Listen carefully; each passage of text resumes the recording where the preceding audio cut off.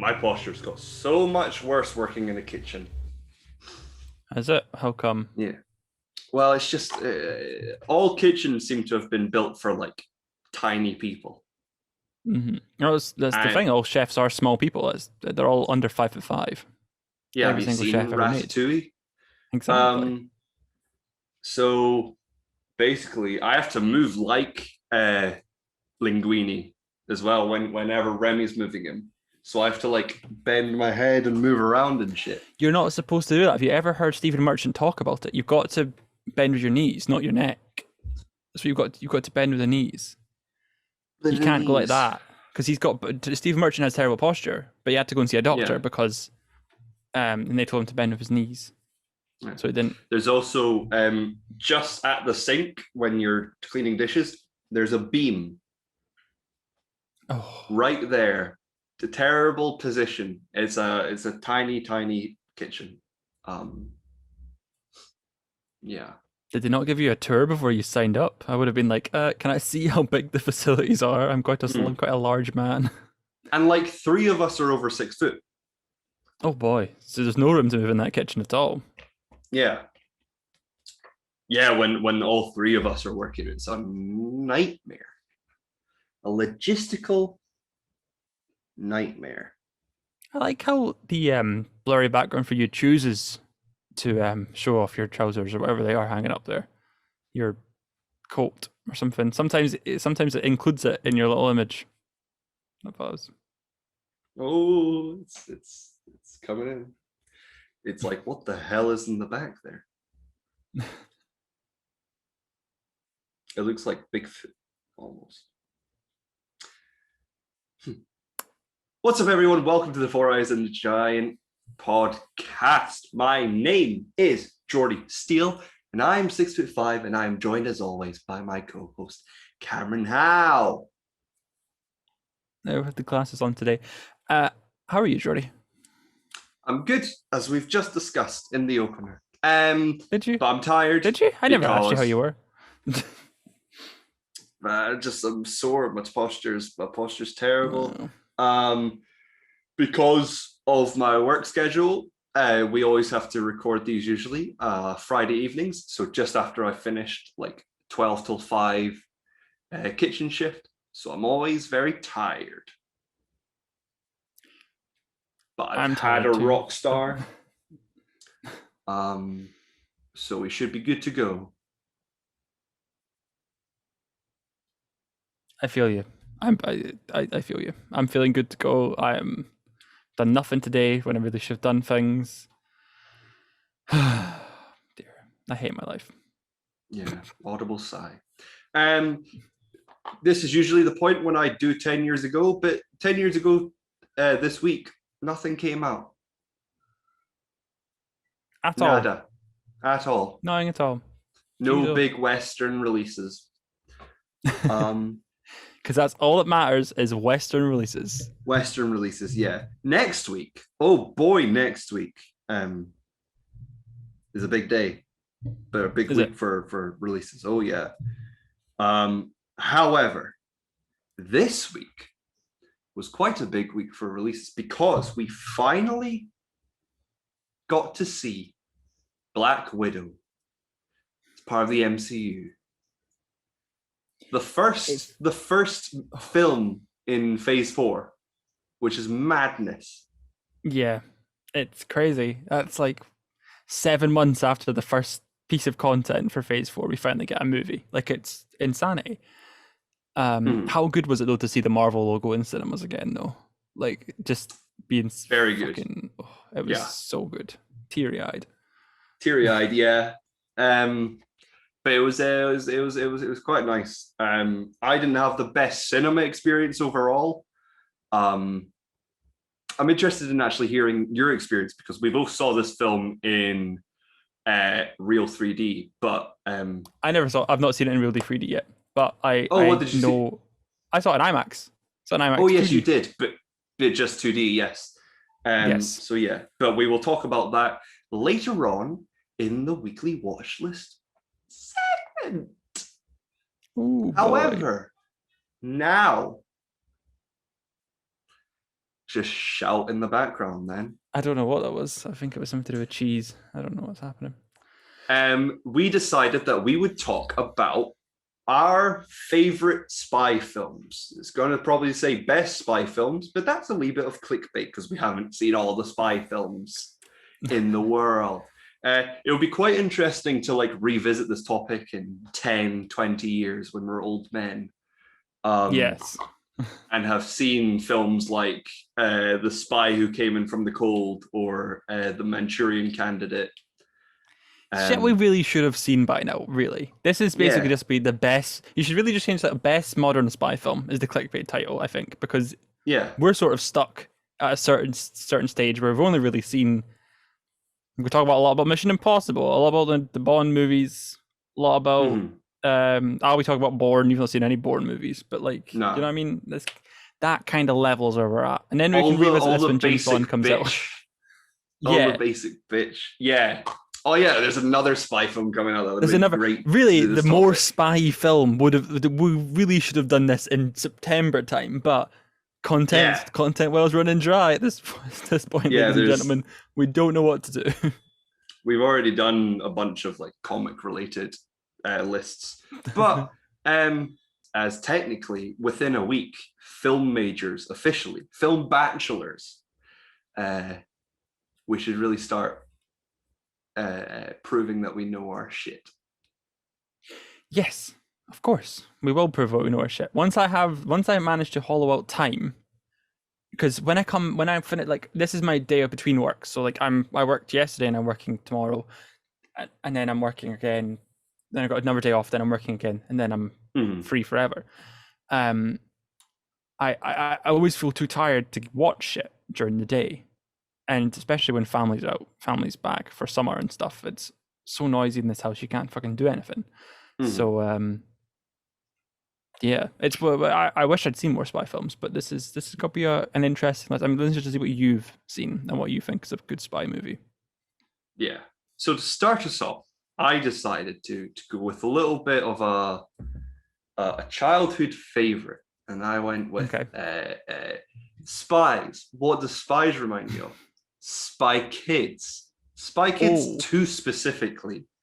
Not the Mysterious Island, that's Journey to. Spy Kids, The Island of Dreams, I believe it's called, was the extended subtitle.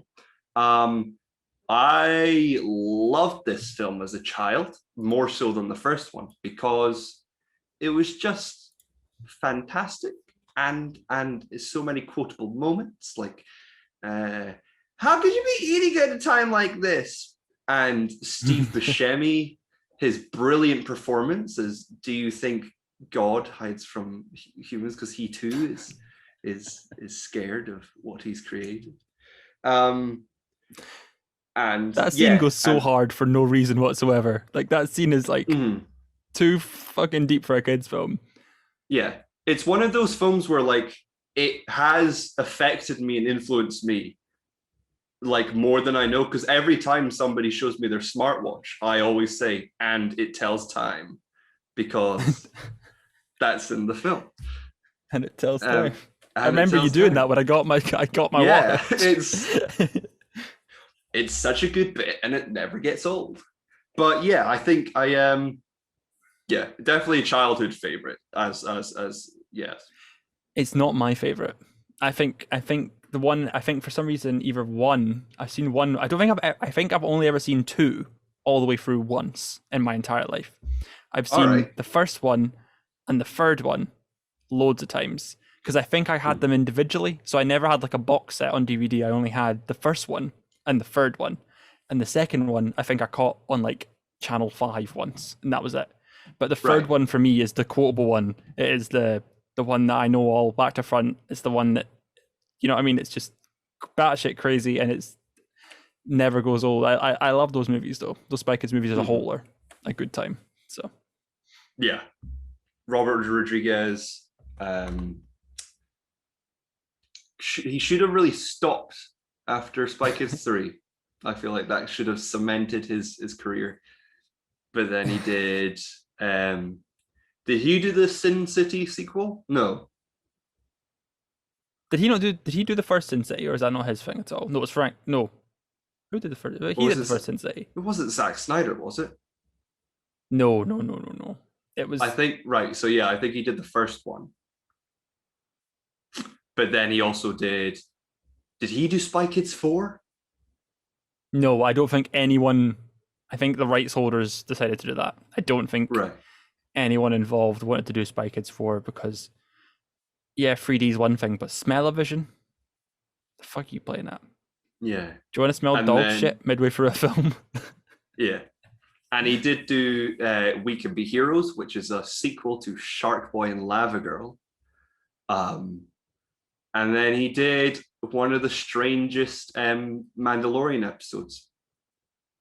The Corridor Digital.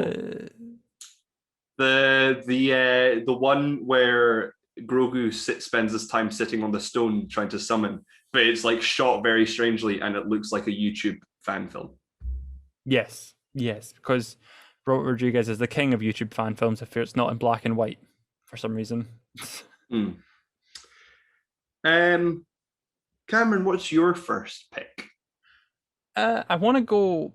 I was trying so hard to think between the Bourne, Identity, or because I wanted to at least mention the Bourne films because I know you've not seen any of them. But I was trying hard to think if I wanted to pick Identity or Ultimatum, and I think I'll just go with the first one because it's quite like I wouldn't say iconic, but it kind of did set off the chain reaction of gritty, like modern spy movies. Like I remember reading once or hearing or something that it did sort of influence Casino Royale, what Casino Royale became when it switched over from Pierce Brosnan to Daniel Craig. It was really influential in what it did. It was just this new breed of life for spy movies, and that's what James Bond tried to copy, and in some ways I think do better than Bourne, because we'll probably talk about James Bond at some point. I imagine you've got that on your list. That's why I was trying to pick stuff that you might not have seen.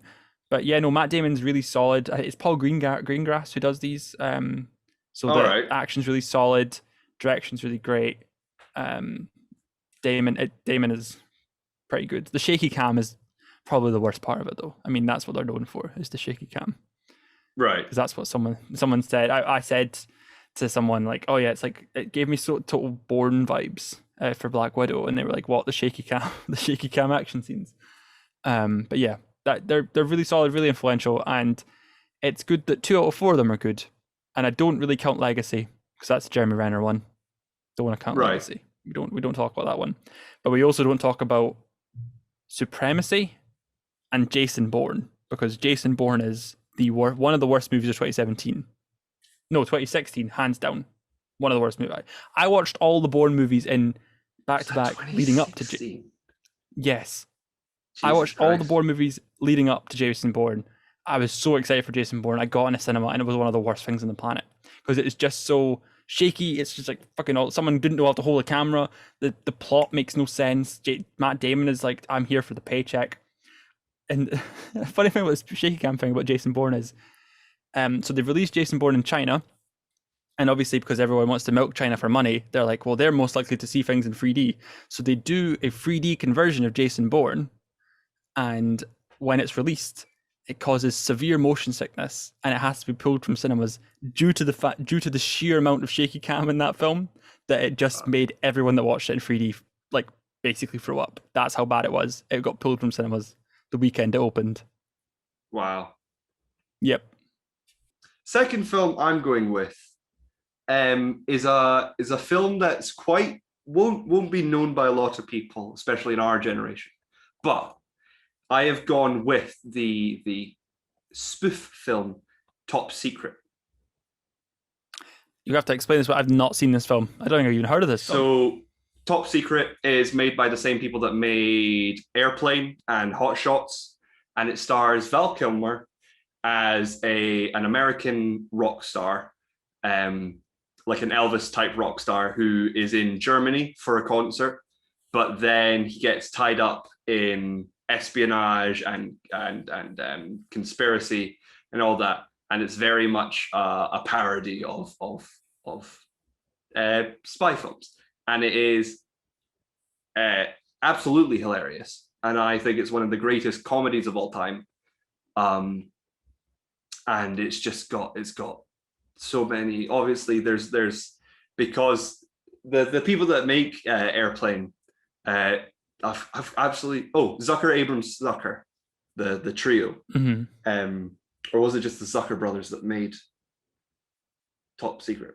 Anyway, well, someone, yeah, just a lot of great wordplay and playing with language and great characters like Latrine and Chocolamousse and Deja Vu, who's a guy who keeps saying have I seen you before? Or have we met before? It's that style of comedy, and it's fantastic. There's a bit where they're at a train station and then it starts moving, but then it turns out that the train station is on a track and it's moving, and you see a man running after it. There's also, still on the train, there's a bit where a tree, he looks out this window and there's a tree also on a track that's moving alongside them. It's such a great film, and I feel it is almost on par with Airplane, but more people need to see it. I'm gonna watch that. I've just looked it up. It's on Paramount Plus. I'm gonna have to watch that either tonight or at some Definitely point. Watch it, I love Airplane. I love Yeah. Airplane. I love spy movies. So that'll be something I really It's watch. very It's much Hot Shots. It's the same people's Hot Shots as well. That's supposed to be. Is that good as Yes. is as good as Top Secret? Or is Oh it yeah, not? yeah. All their films, and then Hot Shots Part 2 they're fantastic. But yeah, it's very much when I say watch They Came Together, it's a very good film. It's And that you were level, right. You were right about They Came Together. it's that level of recommendation. I'm like, you need to see this. Oh, for my next one, I don't know what I want to. I don't know where I want to go. I'm almost tempted to just pass because I don't know what you've got written down. I don't want to ruin you've got lovely written notes. I'm sort of just coming off the top of my head. I might pikey and go Mission Impossible Fallout because I know we talked about that, saying that was your. Yeah, you could say that. Yeah, I don't even have that on my list. You not have that written down. Mission Impossible Fallout, probably the best Mission Impossible.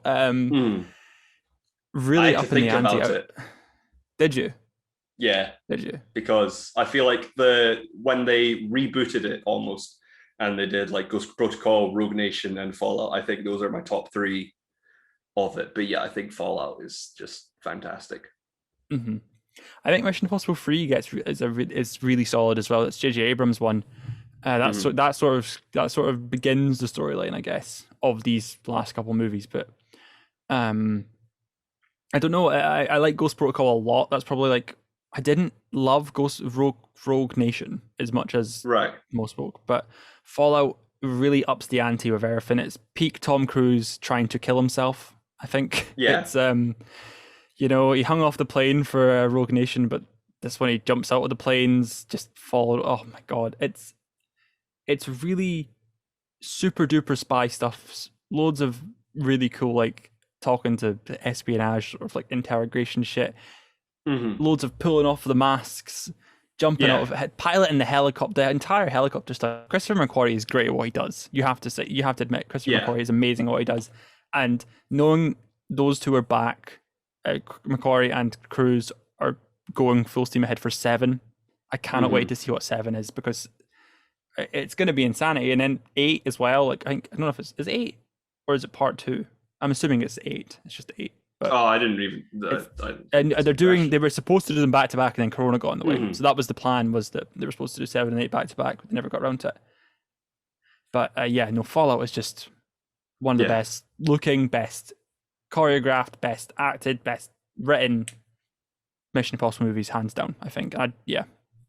Easy. Yeah, and it's only going to get crazier. I hope it doesn't.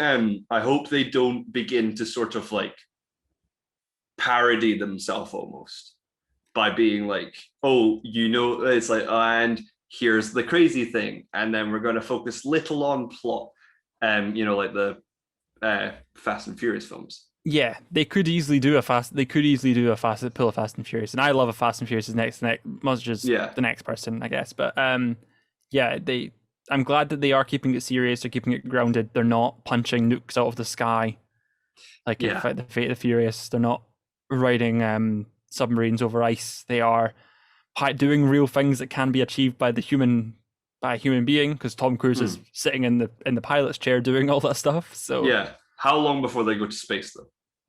I mean, Tom is actually going to space to film a movie next. That's where he's going. He's Doug Liman. Is that a Doug Liman film? Yeah. Yeah. Doug Liman is going to space with Tom Cruise to film a movie up there. And we're almost like a third space race, because Russia is also trying to do the same thing as well. So we're in a space race with Russia right now to get Tom Cruise up there to film the movie and get the movie released before the Russians do it. So yeah, like how long before we watch a Mission Impossible film and it features Tom Cruise hanging onto a rocket as it's launching? No wires. Tom Cruise is just stuck there. He's just off to space, experiencing that G-force. Is that like in a Call of Duty game or something? No, Saints Row, isn't it? He goes on the missile at the beginning of Saints Row 4, and Armageddon, bloody Don't Want to Miss a Thing plays as they're all saying goodbye to you, and you're like trying to stop the missile from the rocket from launching into space, and it's perfection. Yeah. For my next pick, I'm going to say, hold on a second, sorry about this. It's a film. Well, let's just go on to quickly go to James Bond. Casino Royale, I think, is my favorite out of the Craig films, which I do believe are peak James Bond almost, because they're just great and I love them. Yeah, I've got Skyfall. Skyfall's my favorite, right? But I mean, I know most. I'm assuming that's a second for you. I'm assuming Skyfall's number absolutely. 2. Yeah. It's Casino Royale is a close second for me. I really love Skyfall though. It's just from beginning to end, Sam Mendes knows what he's up to. You know what I mean? I don't think it's got the best Bond song. I think Casino Royale has the best Bond song of this era, but Skyfall is my favorite movie. So, but I can't wait for No Time to Die. But I think Casino Royale just beats out Skyfall for me, because it's so isolated. It's not about like there's James Bond's family history. It's all that's connected. It's just a straight on like a just a single film. You could just watch it and it's a Bond film. Yeah, and it's great, and I like that. Anything else? Do you have another one? I don't know. I don't want to steal Johnny English away from you. Just say Johnny English. Just say Johnny. Johnny English. Reborn is personally better than the first one for me, but I know you've got a soft spot for all of them. So wow. You say for all of them? Well, no, yeah. I don't know. Strikes Again was one of the worst experiences I've ever had. Made me want to commit. Yeah. I love the first one. Again, purely because it's just it's not like a sequel or anything. It's a straight up. It's a parody of like James Bond films, but they're not trying to call back on anything. They're just trying to make a funny film. Reborn has the on-screen basically debut in my eyes of Daniel Kaluuya. So. All right. Come on, you know. I saw Reborn with friends for like a birthday. All right. Yeah, but I keep seeing them on my birthday. Odeon's Kids Club for me. You know, the Sunday morning. That was when I saw Johnny English Reborn at. But yeah. All right. I laughed my way through that. I loved it. So good. But yeah, it must not be as good as Top Secret though, in terms of spy parody. Or no, yeah, nowhere near. Where do you think it ranks on the spy parody scale? Is this like? Do you think it really does take down the elements of of a spy movie very well, or do you think it is just a comedy film where Rowan Atkinson's physical comedy and it's just sort of got this kind of espionage setting, or do you think it is a good parody takedown of spy movies? I think Johnny English himself is a parody of the charming spy character that is a savant in everything and knows hand-to-hand combat and different languages and all that stuff. But yeah, I wouldn't say the film itself is like a spoof. It's also just got me thinking. Have you seen the classic Pink Panthers? I believe so, yes. A long time ago, but I have seen the classic Pink Panthers. I'm trying to think, are those spy films? Because there is like hints of spies in some of them. He's a detective, though, isn't he? He's a detective. That's what I was trying to get the thing off, because I was also going to say Steven Soderbergh's Haywire, but then do CIA operatives count? They're like spies, aren't they? Like, do you know what I mean? Like, yeah. So, and then you saw a list earlier that had Zero Dark 30 in it. Yeah, anything that's basically about intelligence gathering. Mm-hmm. So the police. Feel like secret about it. Well, just wait till I get to my final pick. Okay. Or are we there already? Pick, then. Just go for it. It's a film that I finally watched last night. It is The Departed.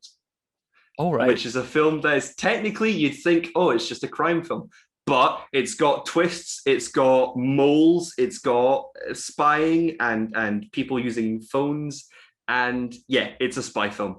And it's Boston accents. The Departed. The Departed. I went to Harvard Yard. Yeah, the most Mark Wahlberg I've ever seen Mark Wahlberg. Great. Oh dear. Yeah. I finally watched it last night, and it's such a great film. Everyone acts amazingly. Leonardo DiCaprio, Matt Damon, Jack Nicholson, Michael Sheen, Martin Sheen, and of course Mark Wahlberg, the Wahlburger himself. I was into The Departed. Have you seen that? Did you like that movie? Have you seen my film, Ben? You've seen it, haven't you? The Departed, yeah, about 4 years ago now, but yeah, I have seen The Departed. All right. Not recently. I enjoyed it. I don't think it's my favorite for my favorite Scorsese movie by any means, but it was really good. It did earn him his first Oscar though, which was shocking, I think. Wow. Yeah. I like that he said it was his. Yeah, he didn't think it was going to win any awards. He didn't have any awards in mind when making it because he thought it was just so vile and violent. But he also said it's the first film he's made with a plot, which I think is very, very true because a lot of his films are usually like character based, and it's like an interesting character, follow him around. But this one was very much there's spies in every side. Yeah. Yeah. But again, Martin Scorsese, every time I'm like, people keep calling him the best. I guess I'll watch this film finally. And then I watch it and I'm like, yeah, he's very good. He's really good. He's quite good at what he does, isn't he? He's very good. Apart from The Irishman. Oh. And you liked Silence, didn't you? No. Not particularly. Right. I don't think he's made a good film since The Departed, actually, now that I think about it. He made Departed in 2006. Hugo Shutter Island. Last good film. Shutter Island, yes. So one of them, whatever one came first. Yeah, I'm sure there's more that he's made recently. Silence wasn't very good, but it was all right. The Irishman, I wanted to claw my eyes out midway through. Wolf of Wall Street. Come on. I'm not a film bro. I can't admit to liking that movie in a public forum, Jordi. We can't say we like The Wolf of Wall Street, because then we'll just become film bros and we'll morph into gatekeeping misogynists. It's the film that Leo should have won his Oscar for, and not The Revenant. But he ate a fish.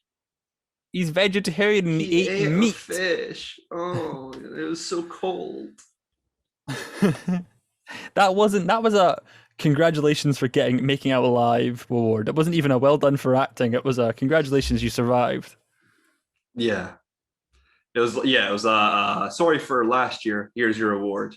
much like pretty much the Joker was, because Joaquin should have won for You Were Never Really Here, and I will say that till the day I die. But it's funny how Leo just kind of pieced out afterwards as well. Like once he got the Oscar for The Revenant, he's been in like what, 2 films? He's barely in anything anymore. Yeah, and he's going to be, he's just doing like auteur films now because he was doing Tarantino, and now he's doing the Scorsese film where he's barely recognizable. No, I know. I couldn't have picked him out of the line out. Yeah. He was the table. So The Departed is my favorite. Probably not my favorite, I'd say. I think Casino Royale is probably my favorite spy film. But have you seen Tinker Tailor Soldier Spy? No, I haven't. And I've been wanting to see it for a very long time, but I've just never not been in the mood, either have found it on the right service at the right time, or been in like have enough time when I've seen it. When I've seen it's available, you know what I mean? It's one of those ones where we've always passed by each other, you know, just never managed to find the time to connect. Ships in the night. Yeah, pretty much. Yeah, because it's on Amazon Prime, and Black Widow got me in the mood for watching it. And I know Mark Kermode holds it very high in his in his ranking of spy films. I didn't get it. I got it. I didn't find it like amazing. Everyone is acting very minute and grounded and held back, and like, oh, it's all secretive. But yeah, there wasn't any part where I'm like, that was amazing. That's amazing. Fair. You've really put me off watching it now. You should watch it to see if you understand it. I was very tired. I watched it like, I don't even remember. That's how tired I was. But, you should watch it and see if your brain can comprehend a story, Cameron. Just see if you can actually follow this one. Can you? Just see. Yeah. Don't look at your phone at all. I think that was my mistake. Was it? Yeah. But yes, because it's also non-linear in some parts. So yeah, you will look away and then come back and be like, he's dead. What the? But yeah. Just make a film in order. That's how hard is it to make a film in order? That's my review of Tinker Tailor Soldier Spy. I need to watch it again. Yeah. So yeah, best spy films. A film that's not even classed as a spy film. Welcome to the weekly Watchlist segment. This is a segment we do every week where we talk about the films that came out last week and the films that are coming out next week. Cameron, have you watched any films this week? Not new ones. Trump hands for some reason. Have you watched any films? I only watched The Boss Baby, but not even the new Boss Baby. I watched the first Boss Baby for the second time in my life because I wanted to watch the second Boss Baby because I know they're like somewhat connected. The first one I forgot completely sets up the sequel with the fact that the son, obviously the guy, the main kid, is telling the story of the Boss Baby to his child, and at the end, it's revealed they're sitting in a hospital talking to each other, like sitting in a hospital watching that Tim's newborn baby or whatever, in like the little maternity thing, and then obviously that baby gets up and it's revealed that she is a Boss Baby as well, and that's where the second one goes from, and then they all get de-aged down or something. I don't know. I've not seen the second one yet. But yeah, it's really, if you look past the title and all the memes, the Boss Baby is actually a really solid DreamWorks film, I have to say. It's not that bad. It's really quite solid. There's some really nice touches because obviously it's just a sort of like someone telling a story about from when they were a child, I guess. So there's really nice touches where all the font, everything's much bigger in comparison to the characters, and it's all very much like the world's massive. There's lots of imagination. There's lots of little things that obviously couldn't really happen in real life because there's a fucking boss baby, and there's just lots of like storytelling, like really cute storytelling stuff and imagery and things within the film that sort of reveal it as just all in his imagination. But the second one's going to ruin that, I think. So there you have it. Is it still Alec Baldwin for the second one? All right. It is Who's indeed. playing the new baby? I don't know actually, but I know Tobey Maguire plays the adult voice of the kid. Oh wow. Yeah, I don't think obviously he'll be in much of it because they all get de-aged down. So like the main kid gets de-aged down to like the 6-year-old he was in the first movie, and then obviously Alec Baldwin gets de-aged down to being the boss baby again. So Yeah. yeah, fuck knows. I really want to watch the second one though. I don't think it'll be as good, but bring on the memes. Hmm.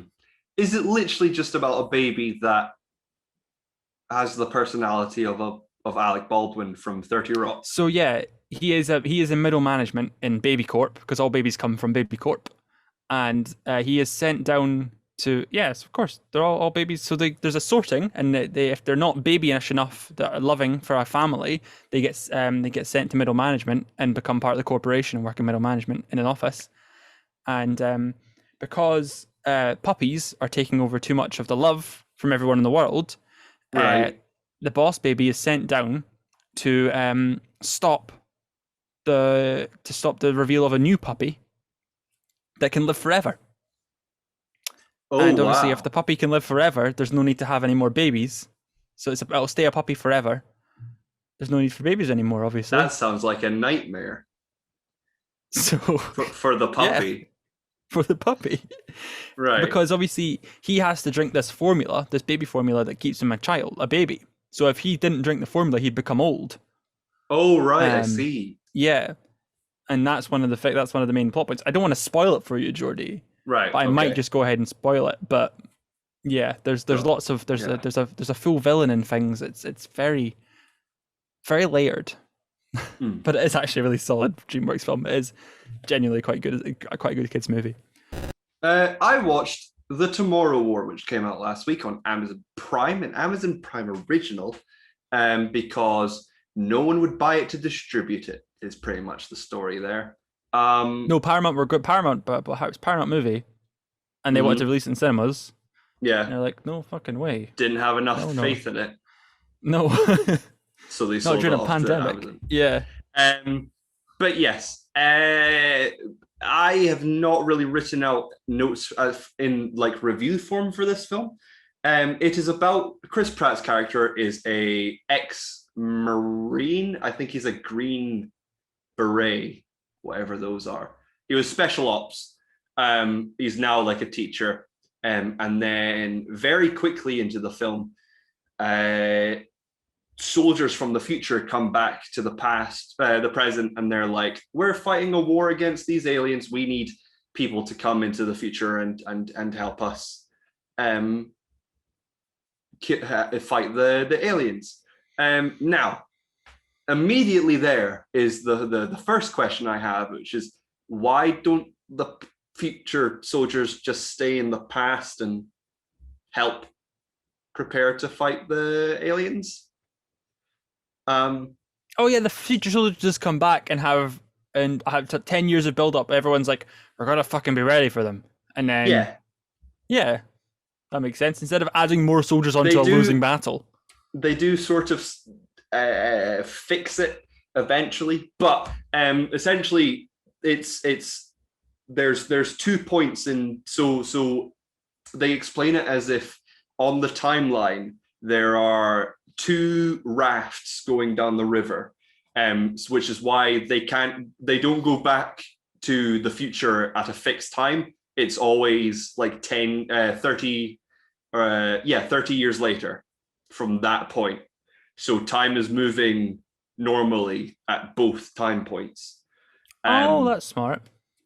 yeah, yeah. But It's a essentially, it cool concept becomes to stop to stop everyone going. Well, why don't you just go back to this time when they like invaded or some shit, or like when they had their back turned and slit the leader's yeah. throat or something. But yeah. But so it means there is a draft put into place, so people get chosen to go to the future. However, when they get to like a big bunker where they all gather and then get sent to the future, when they're all being like briefed and stuff, they don't even get trained. Um, there's a woman that's there that's in like her office suit. It's really weird, and they're like, can we not get shown like a video of these aliens and so we get know what to expect? And they're like, no, because if you knew what you were about to experience, it would deter people from joining, even though there's a draft on that. Oh, also, there's no choice. Exclusively Americans. Of course. In the entire film, it's a world invasion, only Americans. So yeah, Chris Pratt is eventually chosen for this, and he gets sent to the future. And then I won't spoil it for you, but yes, that's Chaos the initial plot. Yes, chaos ensues. But it's a film that is littered with sort of like plot holes, and things that sort of ruin the film, but in a way that like it's almost they are CinemaSins criticisms almost. So they are ones where you're like, okay, well, if this didn't happen, then the film wouldn't be a thing. But there are a lot of them that it gets to a point where you're like, if you don't, is it like, as bad as the folk are saying? See, it's right. So it is a fine film. It is fine. Okay. I did not at any point in this film think, why am I watching this? I wish it would end. I would put it on a level, I don't know how you felt about like World War Z, but it is like that. Like nobody is talking about World War Z as like one of the best films, but people don't like hate World War Z. No, I don't. I know what you mean, and that's almost exactly where I lie with World War Z. So I'm interested to see this film because I enjoy World War Z for what it is, but don't think it's amazing for what. Yeah, so I'm interested to see this film. It also suffers from almost the same strange structuring of the narrative of Edge of Tomorrow, where the third act, you at the end of the second act, you think is the end of the film, and then the third act is almost completely different to the entire film.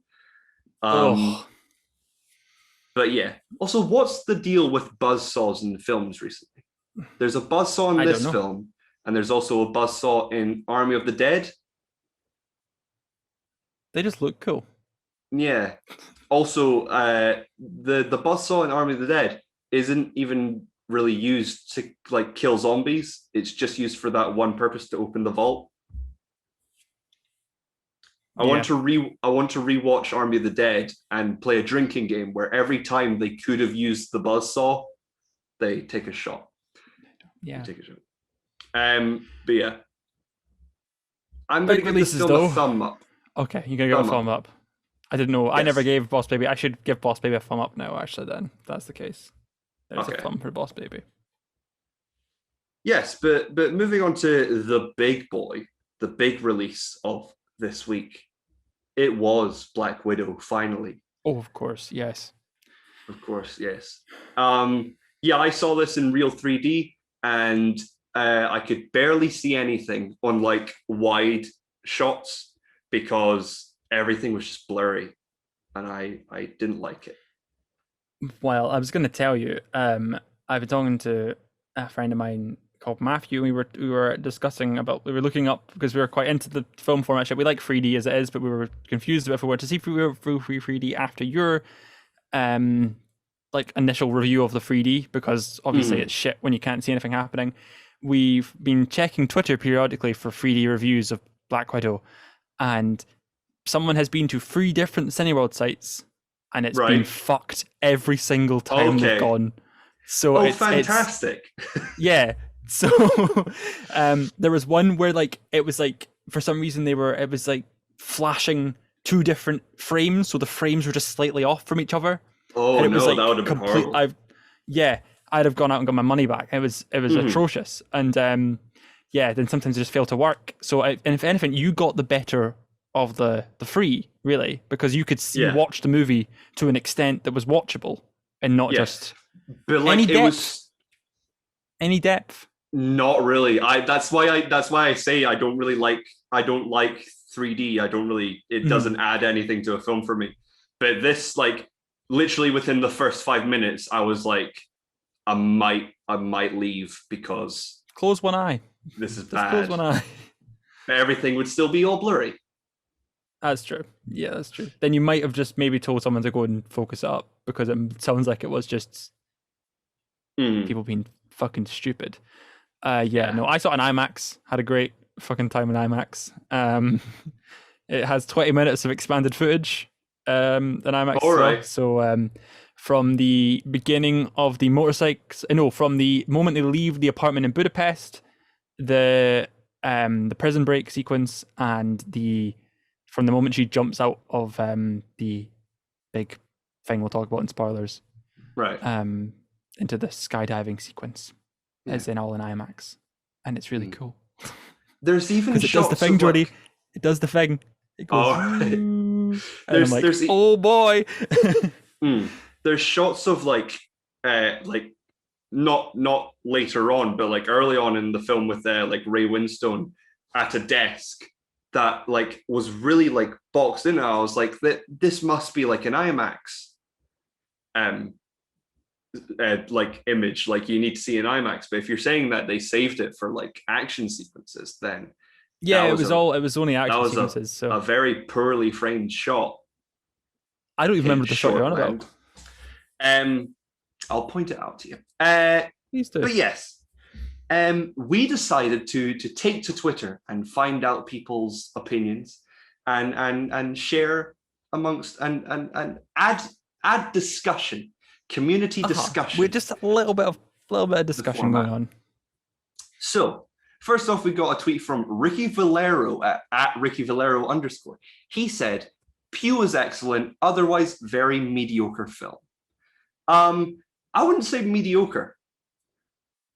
No, but I think good. I think we're moving on to a good to great category. It's like a 3.5 to a 4 out of 5. For me, I edge 3.75 sort of situation for me. Yes.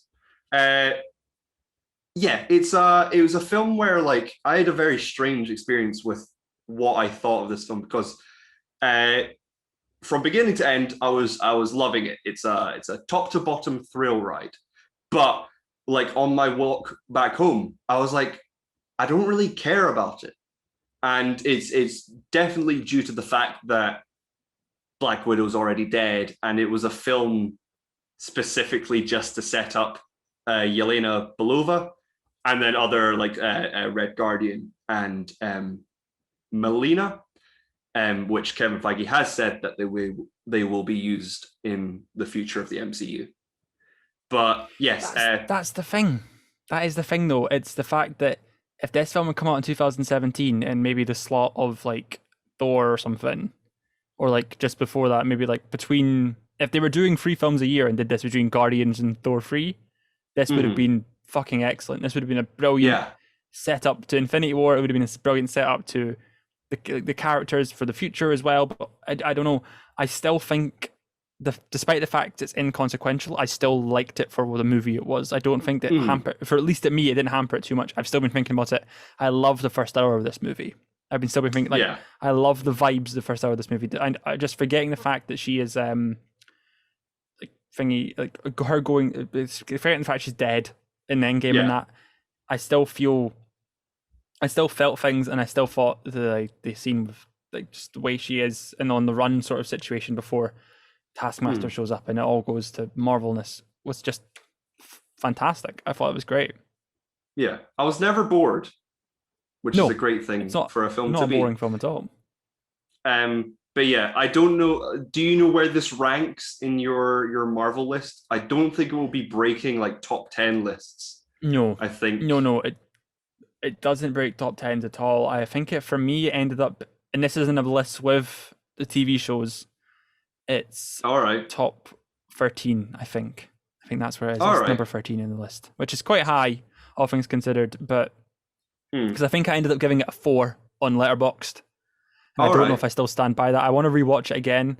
I got the premiere access, even though I said I wasn't gonna, and I'm gonna watch it again at home and see what I think. But I really just love the vibes. I love the whole thing before like maybe the end where it just become a Marvel movie.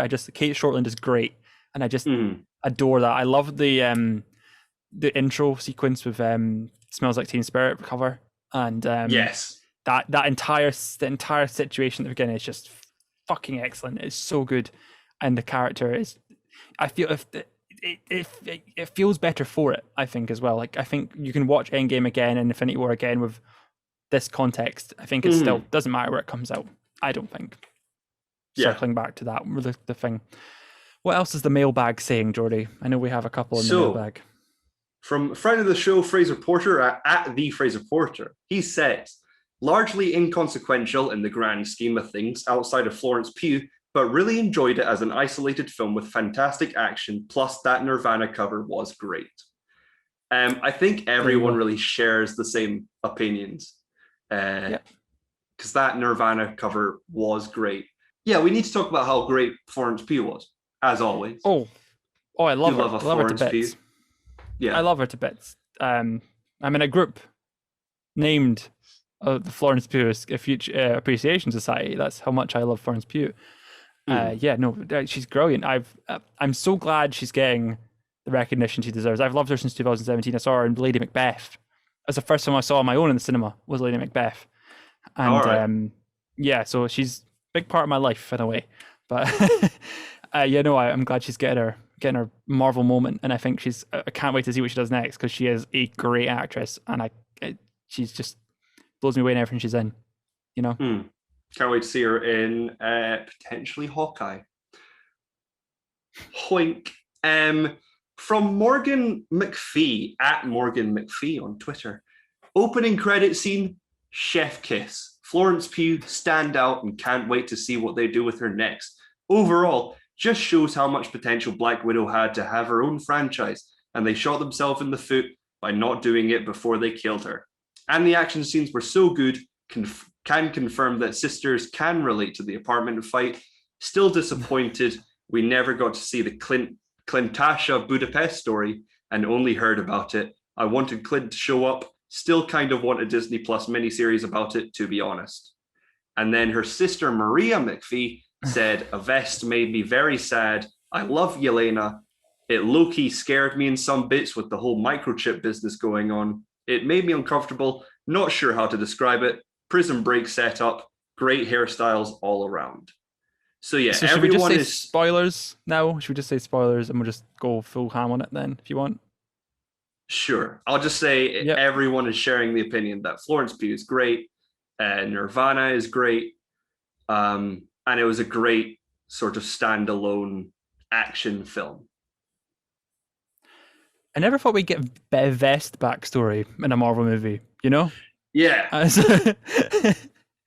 Because I leaned over, my brother was so confused, and I leaned over to him and went, that's the vest she wears in Infinity War. And he was like, oh, okay. It's like, okay.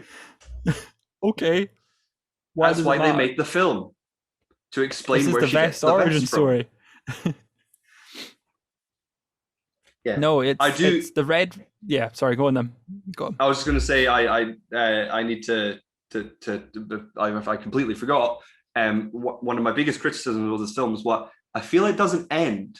It's such a strange ending. I felt very strange because it just ends literally and then cuts to a wee bit later. So yeah, I was very much thrown off by that ending. They could still do a sequel, in a way. I was thinking they could do Snap situation. I still feel it would sort of. It would be even more. It would be a worse choice than doing this film after she died. I feel like doing an entire series after she died would be a poor way to go. Yeah, and if there is if there's another Black Widow film coming, it's going to be Yelena. It's going to be Florence Pugh. Yeah, for sure. It's a shame we'll never get to see more of Scarlet, though. It does really upset me. Mm-hmm. What did you think of the Red Room stuff, though, and how it is just a massive fucking helicarrier? I didn't understand how's that being held up. Like in Marvel, in the history of the MCU, we've had the helicarriers, which makes sense because they're these big things with giant like fans. This was like a weird sort of castle-looking thing, where it also had like radio dishes going down into the clouds, and I was like, is it floating or is it standing on something? But yes, it was very strange. And also when it blows up, it sort of just disappears when everyone else is falling to the ground. Like there's bits of like rubble everywhere, but like not a giant thing falling out of the sky. Yeah, it does. It's a bit mental in that regard. What else? I just want to talk other stuff, other kind of spoilery shit. Ray Winston's character is basically the main villain, I would say. Sort of getting revenge. Black Widow thinks she killed him in Budapest, I believe, is what was discussed in the film. Budapest. Sorry, Natasha. So she's been living this sort of lie, or like she thinks she killed him, but actually sort of blew up her daughter. That was the same situation, wasn't it? She blew up the daughter instead of killing him. And that daughter goes on to become Taskmaster. Yeah, so they both survived. Yes. Yeah, and she also thinks that the Red Room, that's why she never found... Yeah, it's very strange that she never gives a good explanation of why she didn't try and find Yelena, because she thought the Red Room sort of operations had ceased because she thought she had killed Dreykov and his daughter. They were quite young when they got split up, though. Like, it's not like... I don't know if it would be first on her mind, but I suppose it was also her sister of sorts, so... I don't know. It's still quite shitty of her not to go and find her, but at the same time, she's saving the world. You know, it's weird. But also, I think it's a good enough reason for her not to be looking for the Red Room, because she thinks the Red Room doesn't exist anymore, and that's it over. So, but there was a lot of time. There's been a lot of time between her assassinating Dreykov and now. Yeah, and even before she joined the Avengers and she was just an operative. Like, surely she could have been with Nick and been like, hey, can we try and find my sister, please? It was very awkward every time they bricked up. But yeah, Dreykov's daughter is very badly burnt, like a little bit in an explosion as a child. And you're just like, oh, a little bit of my face is a bit... For the old facial scarring bad guy cliche situation thing. Yeah. Played by Olga Kurylenko. And yeah, so people are trying to tell me that she is the best villain Marvel's ever had, and I think you had one flashback and you tried to tell me Taskmaster was the best villain ever. No, I think both Ray Winston and Taskmaster are quite underutilized in this movie. And it is just sort of a road trip to get to the final battle. None of it really is Ray Winston sort of pulling any strings on the way there. It is just they get there and that is it. Like, it's just a sort of...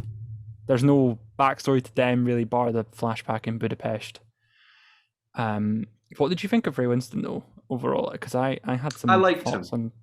Did you? Because I thought he had the shittest accent going. It was still his classic Ray Winston accent, but a little bit Russian, and he didn't do much to change it. No, he didn't do anything to change it sometimes. I thought he just decided halfway through, I'm fucking done with this Russian accent, and just went, we're gonna go all Cockney again. He did a wee Donald Glover. Yeah. What else is there to discuss? I feel like there's not a lot to discuss. Taskmaster is a bit meh, but it's still fine. Shall we discuss #Skrull and everything? There's a Skrull and everything. Tell me what the Skrull and everything in this is then. Because yeah. I think Valentina's gonna be a Skrull. Okay. Yeah. Why? Just because I think she's a new character that has power and seems to have lots of connections. So if there's anyone that would turn out to be a Skrull that is new and is high ranking and has a lot of power, it will be Valentina. Fair enough. That's a fair enough conclusion. And you think who was a Skrull in WandaVision then? The Skrull that appears at the end. The Skrull that was in WandaVision. Yeah. The straight up Skrull. This was supposed to be Valentina's first introduction to the MCU though. And I think it would have left a lot of people confused if we hadn't seen her in Falcon and Winter Soldier first. This was supposed do you think they cut stuff? Do you Oh, think no, there was going to be because more of an explanation who she was in this film? If no, it can't have been because it was like picture locked. It was picture locked. 100%. Like James Bond, it's been picture locked since some point last year. It was ready to go before it got moved. yeah, they didn't do any like reshoots, did they? No. Because when she appears, Yelena's like, "What do you want, Contessa?" or something. So it's not like she went, "My name is Contessa, blah blah blah, Valentino," like she didn't. So yeah, Winter Soldier, Falcon and Winter Soldier was the perfect introduction for her. So I'm glad, Yeah. in hindsight, that it's all come to fruition. I did gasp a little when I saw her, but I also at the same time was like, oh, that makes kind of sense why she's there. But also was like, oh, it's like fucking Valentine. What's she up to? But Why is you Julie? knew she was. You knew she was I coming, know it right? no, I didn't know she was coming at all. I didn't know. Oh, right. I think he teased it. I think I read something that he teased it, but I'd forgotten until I saw her. If that makes sense, where he was like, "There's a little thing for everyone." Because he said in the interview, "We've moved something up that was supposed to be revealed in Black Widow, but it actually ended up being revealed earlier."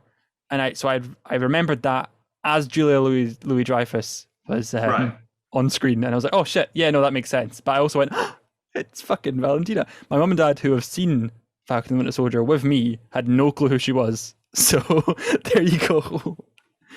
Jesus Christ. But moving on, still in MCU, we are going with Loki episode 5. We watched Loki every week. We have 1 week left, and then we have nothing for a bit. Again. Yep, I got a month of nothing. Yeah. Another month of nothing. I have to watch all Bad Batch to catch up on fucking Bad Batch. I'm up to date. I'm quite enjoying it, but it's definitely not. It's not Clone Wars season 7 quality. No. No. So Loki episode 5, titled "Journey into Mystery," named after the Marvel comic line Thor and Loki debuted in originally, finds Loki in the Void, a wasteland of pruned timelines littered with objects and Lokis from other universes. Nothing prepares you for this episode. I cheered, I shouted, I fist pumped the air, I cried, I stood and cheered. It's absolutely everything that you hoped it was going to be. I'm so proud to be in it, and I can't wait for you to see it. That's my review of the episode. Richard E. Grant. Oh man, what a guy. Okay. It's not my favorite. Everyone's like, it's my favorite one. It's my favorite one of the series. I'm like, okay. It was written by, was it Michael Waldron? He's doing the episode, but was he the one that? Oh, I'm so bad. Oh, I'm so bad. You're the one with the notes. You're supposed to know all this. I know. I should know this. It was right. Tom Kaufman wrote this episode specifically, and he is another writer like Michael Waldron, who wrote for Rick and Morty. I think he wrote the episode in which Beth visits her childhood imagination land, and is the episode with what's his name, Thomas Middleditch. All right. Don't say that name. Who's a bad. I can't talk about him anymore. But yeah, people are praising Tom Kaufman's writing for this episode because it's very much a pulling all punches. It's a character-based episode, and I loved it. That's what I like about it. I think I still preferred the one on Lamentus. I think episode 3. I think I still preferred Lamentus for its character stuff. I like the stuff between Loki and Sylvie and them, sort of their origin of, like, not their origin, but they're getting together and knowing about Sylvie's past. Yes. But yeah, that was one favorite one for me so far. I did enjoy this one though. Just mainly for the Easter egg hunt that it is. Yes. In terms of, because that's all this review is going to be, is just us going, did you see this? Did you see this? It's not actually Frog. Yeah. So it was a very fan servicey episode, but I still enjoy, for this entire series, every episode I've enjoyed more than the last. So here's a list of everything I spotted on my first watch and my rewatch, which I paused so much. So as soon as we go through the mist of that one shot and we go into the world of the Void, I saw the Lighthouse of Alexandria, which is one of the 7 wonders of the world that was destroyed by an earthquake in 1480 in Egypt.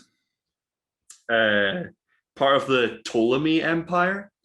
I saw the Sanctum Sanctorum in ruin. At least the window, at least, isn't it? Yeah. Is it? Yeah. Well, it's like the roof with the window. Is it? But it's all like caved in and shit. The Avengers Tower. We saw the Avengers Tower, but it had King Enterprises on it. Now, in the comics, King Enterprises was a front for Kang the Conqueror. And they bought Avengers Tower. I also saw Red Skull's spinning rocket thing from Captain America, the first Avenger. The one that looks like, what's it called? An ammometer, which is a device which is used to read wind speeds. So many TVA lunch trays, like they prune them after use instead of cleaning them, which is quite funny. It reminds me of when J.K. Rowling said that wizards in Hogwarts didn't use toilets and just pooed wherever they were and then made them disappear. She is in control of the Harry Potter franchise. I saw a giant Yellow Jacket helmet. So possibly one where instead of shrinking, he was enlarged. I saw the fucking Thanos copter. They included it. They have hopefully the balls. Just for James Gunn. Gunn, I think. If people don't think they have the balls. The Thanos copter, which debuted in the Super Spidey Stories comic line, which was, I believe, it was so there was a TV show that I forget its name. It's like the Electric Company or something, but there used to be cartoon segments of Spider-Man, and then they made those cartoons into like wee comic shorts. The Thanos copter was entirely a toy ploy, essentially, in the 70s, when they were just trying to make anything that could become merchandise, much like the Disney's Spider-Man now. bikes. Yeah. Like the Spider-Man bikes you get after every Spider-Man movie. Never fucking ridden a bike once in Spider-Man movie, but for some reason, every time a Spider-Man movie comes out, he's riding a fucking motorbike. Yeah, and sometimes it's a Transformer. During a wee floorboard gag, when they're going down into a wee base, we saw Mjolnir and Frog Thor, not Throg. Not Frog, which I thought it was. I was very excited. I was like, fucking Frog, where's the pet Avengers? Where's the Scavengers? Where's the Scavengers? Fucking hell, where are they? But no, it could be Throg. It's they could have merged them, but the fact that on the jar that he was trapped in, which was very much mirroring his time in the Avengers film, when he's trapped in that glass cell for Loki, it says T365, which is a reference to Thor 365 from 1986, in which Loki turns Thor into a frog.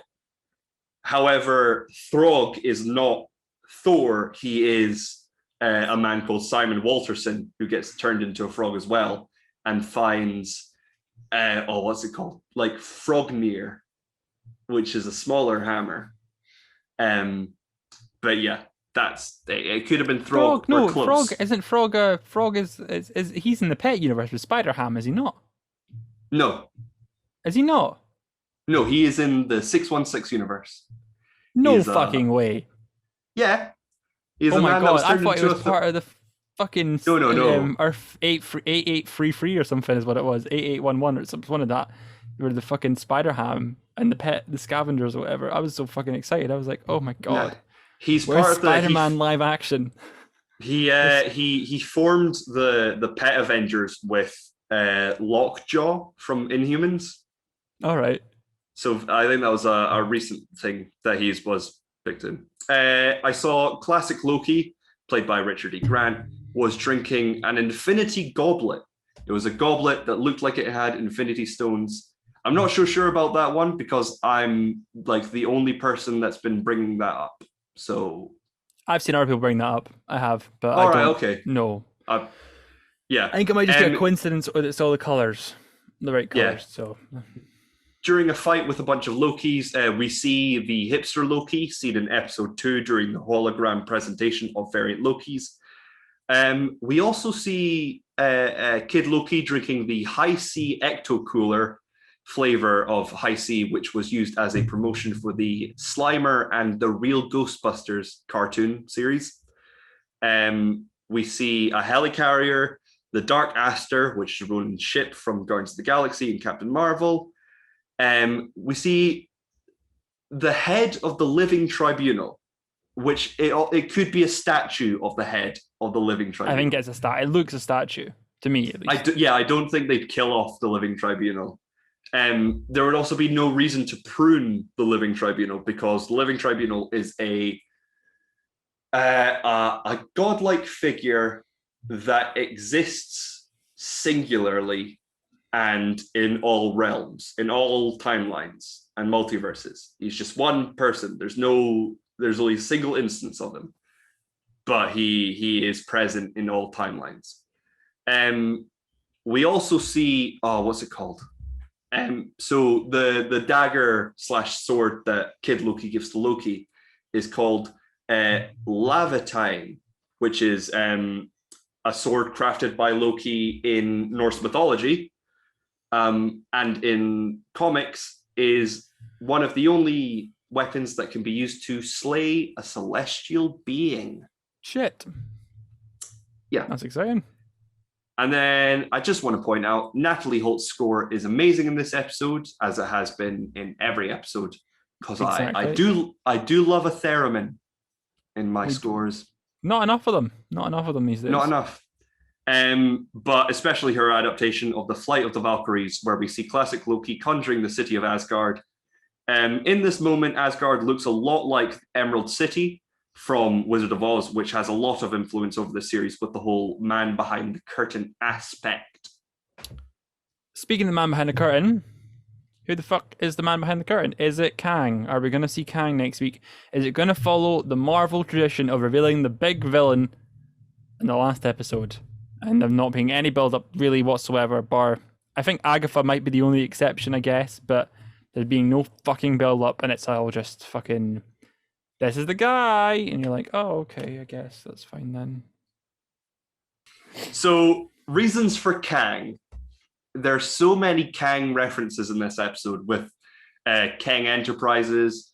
The concept of the Void is very much like Chronopolis, which was Kang's city, which some people think is the city in the quantum realm, because it is a city made up of many different historical architecture, like the Sphinx and the Great Pyramids, like we see in this episode.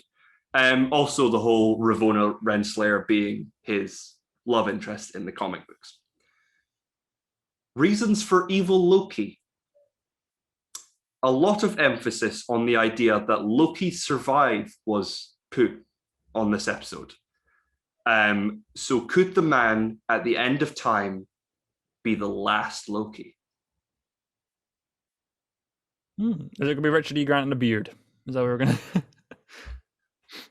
to... Hopefully. I hope it's Kang, to be honest. I'd be happy with it being like the evilest Loki, but it's the perfect time to introduce Kang. Yeah, and then it ends on a cliffhanger. We're talking on a cliffhanger, I think, for a season 2, because that is sort of the running go thing right now, is that Loki is getting a season 2. Like the open secret. So do you think this will end on a cliffhanger, or do you think it'll end on like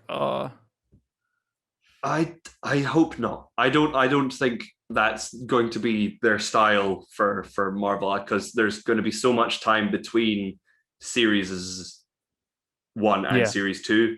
I think this is going to lead into something that will affect the films. I don't think they'll be like, okay, that's Loki season 1 done.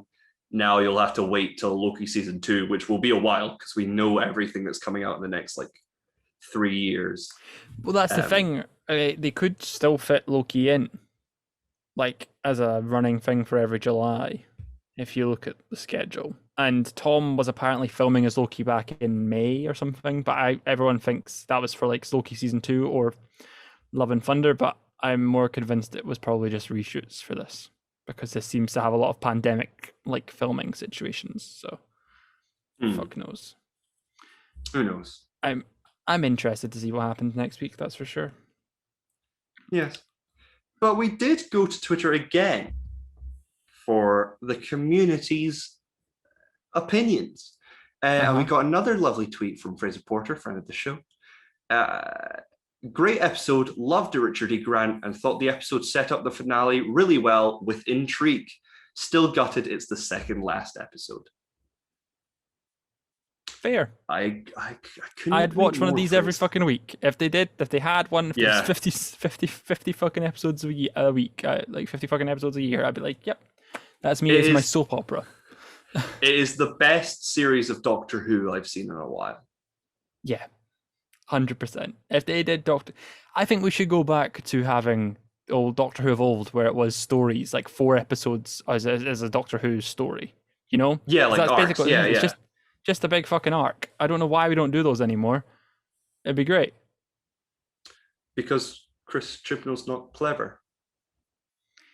It's a great way to refresh the format, Jordi. It's a great fucking. Yeah. He's not even done 2 parts. But then he'd have to think of like story ideas and not like just setting an episode in a timeline to be like racism bad. Because that's all it fucking is. Can't wait for the next week. Yep. Excited, but gutted, because it's going to be bittersweet. What's your opinion, though? Please, if you're not. No, but what's your fucking opinion, guys? That man that's listening, I need you to tell me your opinions. You need to go and follow at All High Films on the Twitters. Okay. Tweet us at All High Films on Twitter, and that's really funny. I can't hear a word you're saying. I can't hear a word. It's so fucking distorted. I can't hear a word. You're going to tweet us at Oh High Films, okay? And that's where you're going to find... We're going to ask you about your opinions on fucking everything now. That's going to be podcast, it. Or the podcast directly at Four Eyes Giant. Exactly. But before we sign off, next week, 16th of July, it's a big day for releases. We have The Croods, Prehistoric Family, or the Croods, A New Age. Prehistoric Family, the Croods are challenged by a rival family, the Betterments, who claim to be better and more evolved. The voices of Nicolas Cage, Emma Stone, Ryan Gosling, Catherine Keener, Clark Duke, and the late Cloris Leachman return and welcome Leslie Mann, Peter Dinklage, and Kelly Marie Tran to the fold. We also have Space Jam: A New Legacy. We have voiced our opinions on Space Jam: A New Legacy many a time in this podcast. Are you working? You're working next Friday, aren't you? Yeah, I will be. Oh, bastard! I wanted to see it with you. That's annoying. I know. It's annoying we can't go on.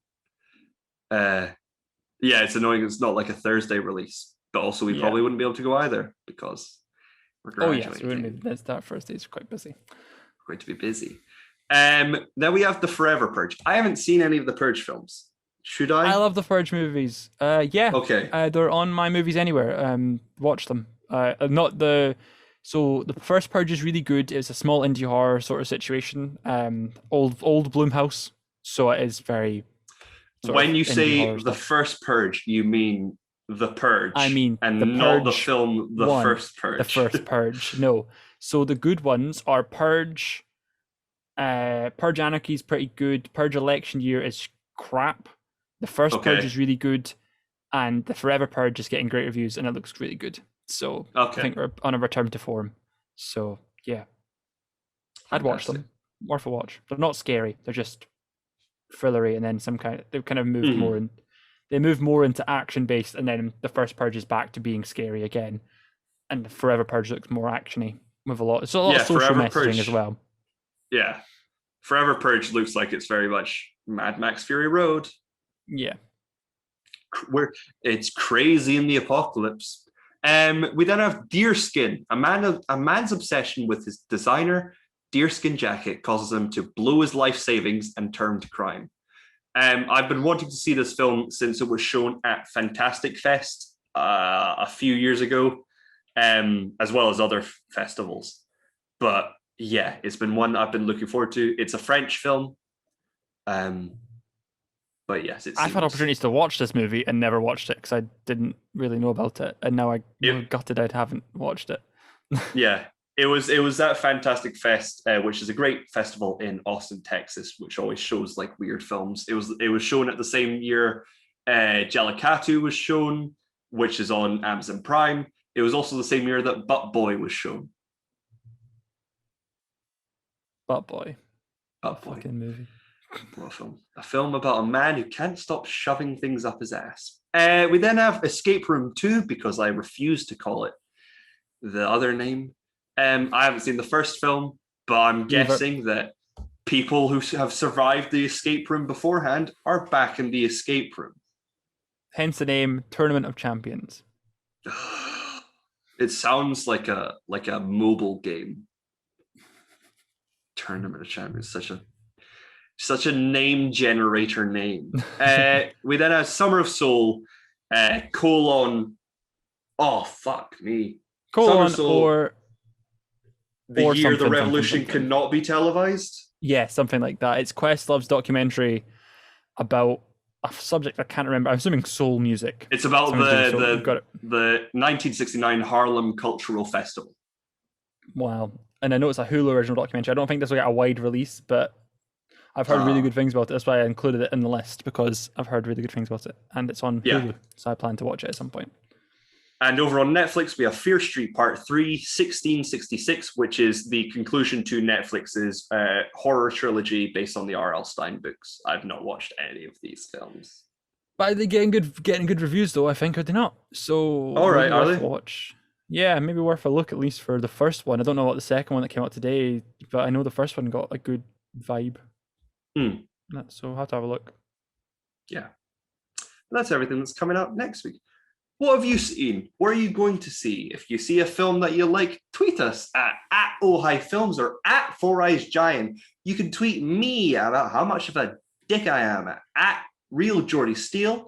That's ReelJordisteel. See, it's real as in film reel. And it also it rhymes with my surname. Cameron, where can they find you? They can find me on Twitter and Instagram at CamzoOG. Doing more things for Ohi Films, possibly on www.ohifilms.com, because we're spelling shit out now. Yeah, that's about it. God, I'm not very busy at the moment. 35-minute movies is getting a final 35-minute movies is getting a final episode. That's getting recorded, and that is going to be the ranking list of all the Vin Diesel movies of all our favorites. So we're just it's a best of basically episode. All right. Should be worth it. Me and Awais are doing that over on the 35-minute movies channel, which is down in the description below. Most of these things we're talking about are in the description below if you're watching on YouTube, and also in the description on Spotify as well. When are you going to do your 35-hour special, where you just watch every Vin Diesel film again? In one sitting. For charity, if we're ever famous enough to actually get money for charity, I would probably do that. So, yes. Thank you for watching. Please like, rate, subscribe, share with your friends, and I hope you have a lovely week. Ta-ra. Bye.